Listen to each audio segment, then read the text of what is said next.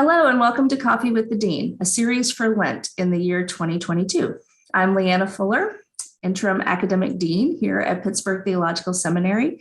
And today I am joined by the Reverend Dr. Jerome Creach, who serves as the Robert C. Holland Professor of Old Testament at PTS.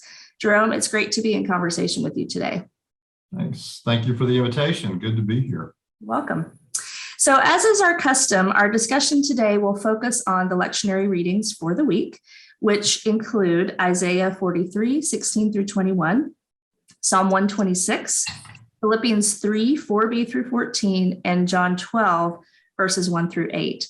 So today we'll be focusing primarily on the John 12 passage and on Psalm 126, but we may touch on some of the others as well.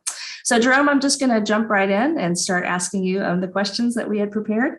The first one is just that many pastors and teachers and other leaders are preparing to preach or teach on this passage this week. What is one theme or learning that you would recommend they give some attention to?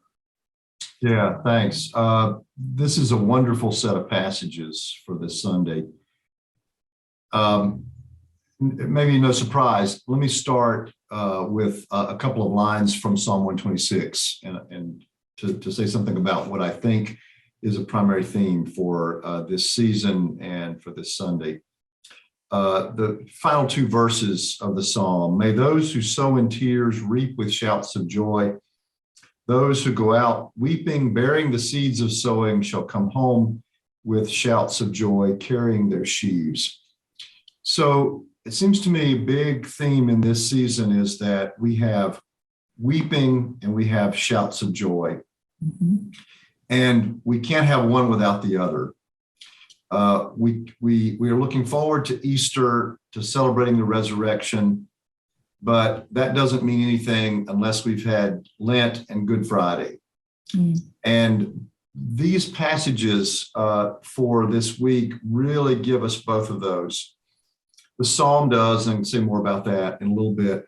But the passage from John 12, the anointing at Bethany, is really about Jesus' preparation for his death. So he's looking forward to death and his suffering. And so from the very start of the Lenten season, we're kind of given the cue from these passages to think about that theme, Jesus' passion, which prepares us for Jesus' resurrection.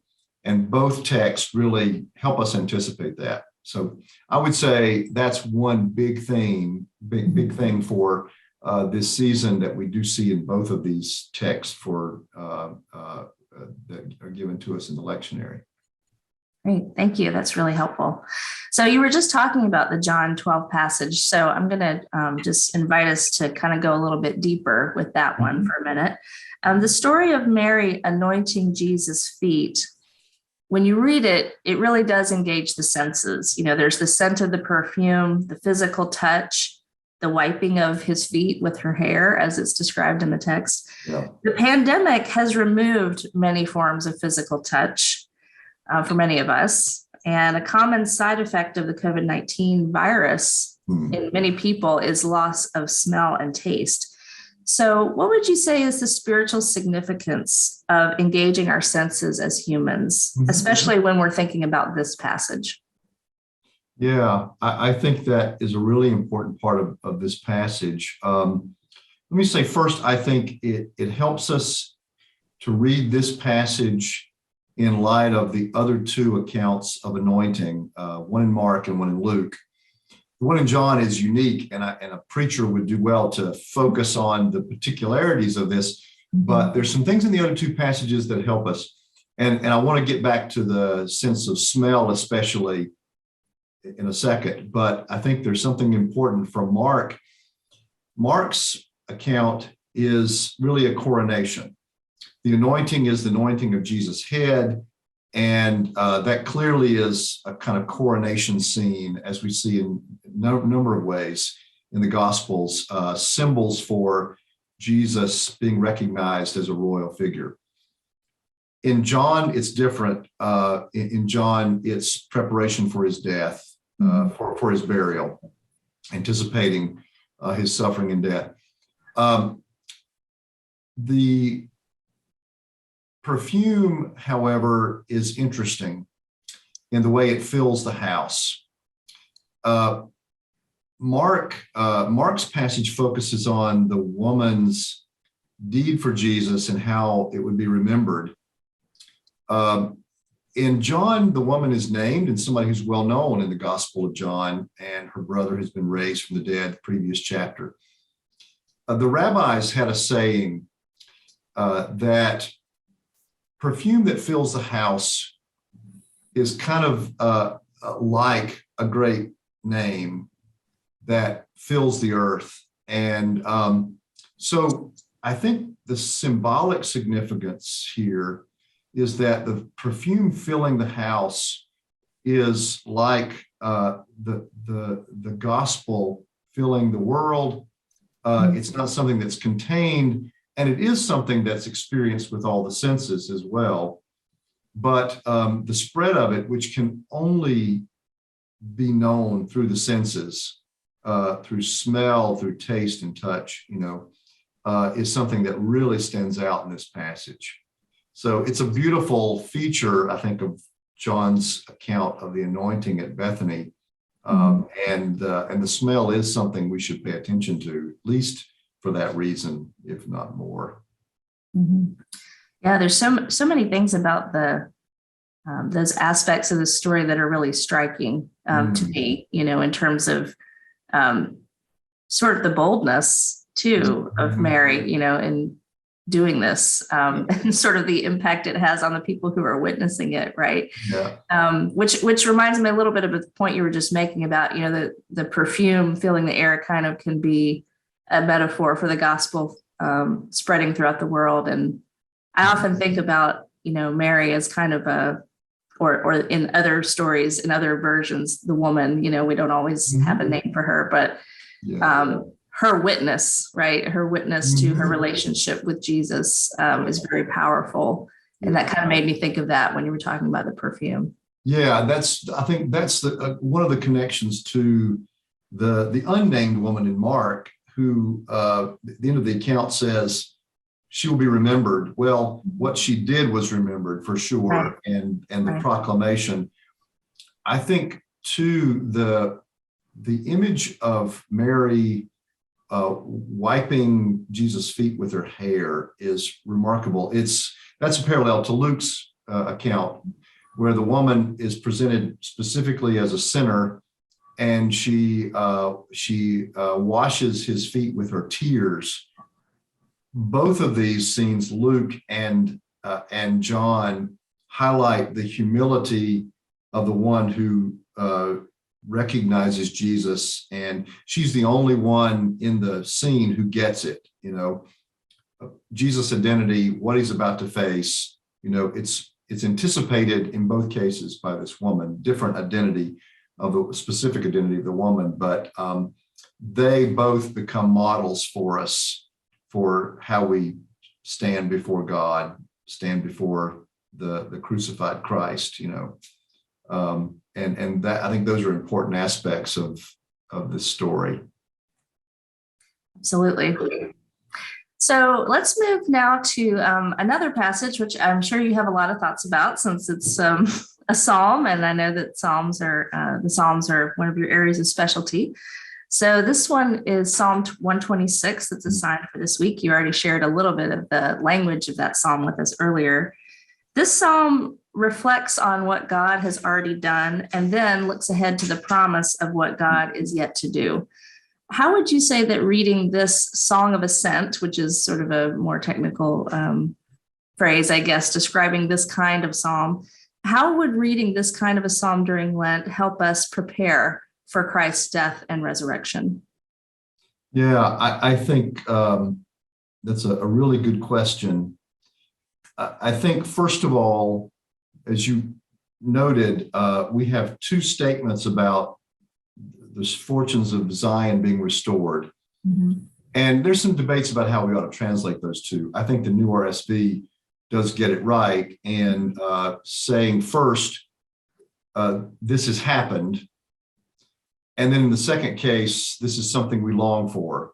Mhm. And that historically may reflect the fact that Zion was restored, but the restoration has faded. It wasn't quite what we expected. It's not complete. And so more is desired, more is anticipated. And that's what we experience in this season too. And even as we get to Easter, we celebrate the resurrection, but we recognize that God's work is not finished. And the suffering that we think about in the Lenten season and on Good Friday remains with us. Mhm. And even in the risen Christ, who Mhm. bears the scars of Good Friday. So all that's wrapped up together. And so we've been restored, but it's not complete, is appropriate for the season. The other thing I would say is that Zion, of course, is a place. It's the location of the temple, the hilltop on which the temple is built, and sometimes simply a synonym for Jerusalem. That's important in and of itself, in that it's a center of worship. It's where the people of God gathered. It's where people made pilgrimage to experience God's presence. But it also represents something bigger than any place can really hold.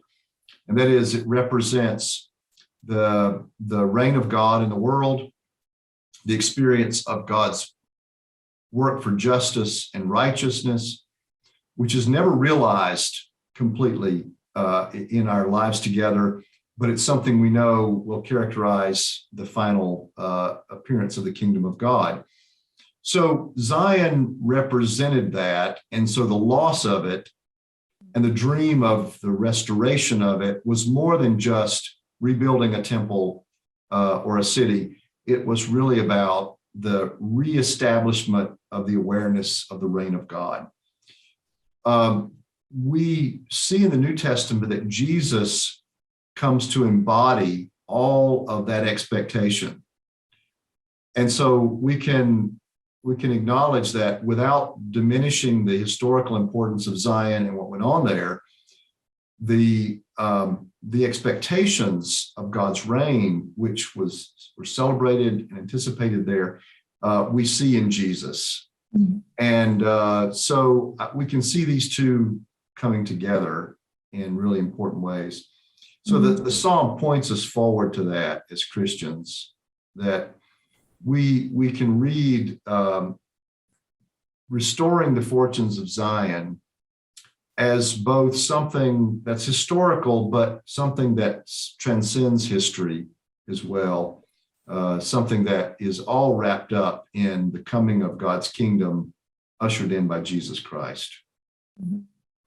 Yeah, I've preached on this psalm actually not too long ago. And I'll confess, when I preach, I usually pick the gospel text, but I actually really like preaching on this psalm.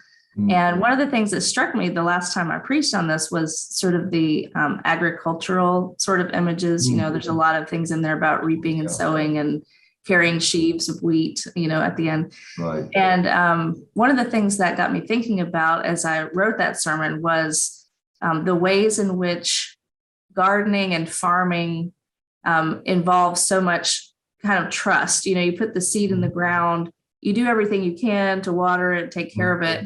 But at the end of the day, you don't really control what happens to plants or crops. Things happen, they grow or they don't grow. And there's certain things that are just beyond your control.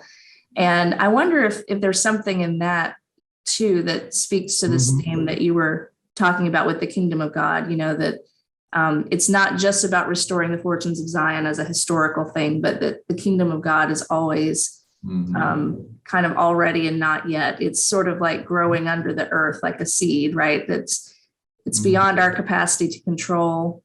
And yet there's a promise there of something wonderful that will emerge, you know, many times in different ways than we could imagine. There's a reason that the term wait appears in parallel to the term trust so often in the Psalms, especially. A lot of waiting's involved, as you said. If you're growing something, you're waiting for it, hoping that it produces fruit. But yeah, I think that's exactly right. Yeah. It's definitely a really rich psalm. I think there's a lot there, I think, for preachers and teachers this week. I think it is. And, if we can see the fullness of the meaning of the Zion reference, I think it's really meaningful. This is something that's actually neglected, in a lot of our theology, a lot of the theology of the Old Testament, as scholars lay that out, neglects the temple and neglects things related to it. If we can see beyond the rituals and what the rituals point us to, then I think for Christians, this is really important. Zion was like Camelot, it was a dream of this perfect world in which God reigned, in which God's way was the way, and people would experience it together. And I think people, when church is done well, people experience bits of that, And so when church communities, when communities in general are broken or fractured by conflict and so on, the prayer for the restoration of that it's a prayer for more than just helping us get along. It's a prayer for restoration of that vision of God's kingdom that people can experience within Christian fellowship, within the church. And I know that's something I've experienced myself. And so the words, when the Lord restored the fortunes of Zion, have meaning to me for that reason. And I think to a lot of people who've had that experience. Yeah, I agree. I think that's a great place to end this vision of restoration and relationship. I think that's a really good word for Lent. So thank you so much, Jerome, for talking with me today. It's been really fun. My pleasure. Good to be with you.